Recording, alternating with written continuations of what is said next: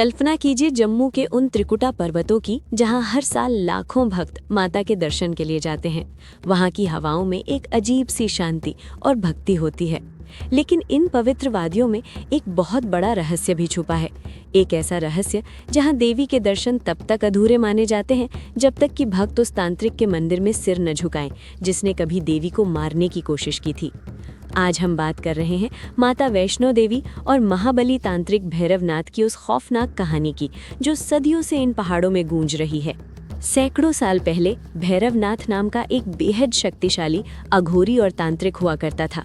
उसने सालों तक घोर तपस्या करके तंत्र मंत्र की सारी सिद्धियां हासिल कर ली थी, लेकिन उन सिद्धियों ने भैरवनाथ के अंदर एक बहुत बड़ा अहंकार पैदा कर दिया था। उसे लगने लगा था कि पूरे ब्रह्मांड में उससे ज्यादा शक्तिशाली कोई नहीं है।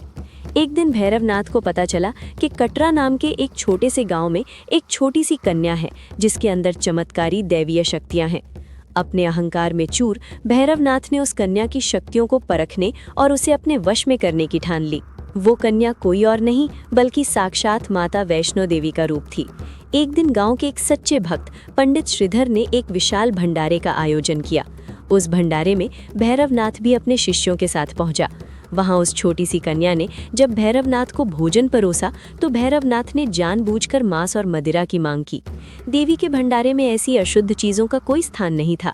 जब कन्या ने इस बात से इनकार किया तो भैरवनाथ क्रोधित हो उठा और उसने उस कन्या को पकड़ने की कोशिश की, लेकिन तभी वो कन्या वहां से अचानक गायब हो गई और त्रिकुटा पर्वतों की तरफ चली गई।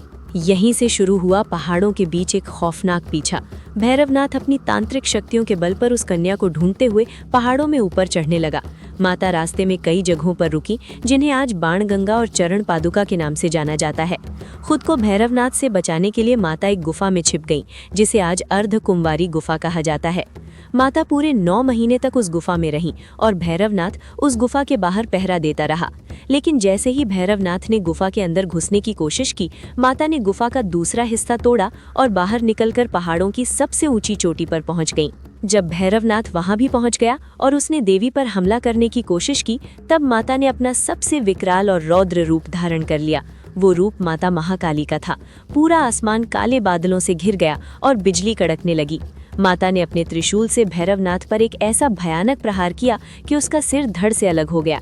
प्रहार इतना जोरदार था कि भैरवनाथ का कटा हुआ सिर उड़कर कई किलोमीटर दूर एक दूसरी पहाड़ी की चोटी पर जाकर गिरा। सिर कटते ही भैरवनाथ का सारा अहंकार मिट्टी में मिल गया।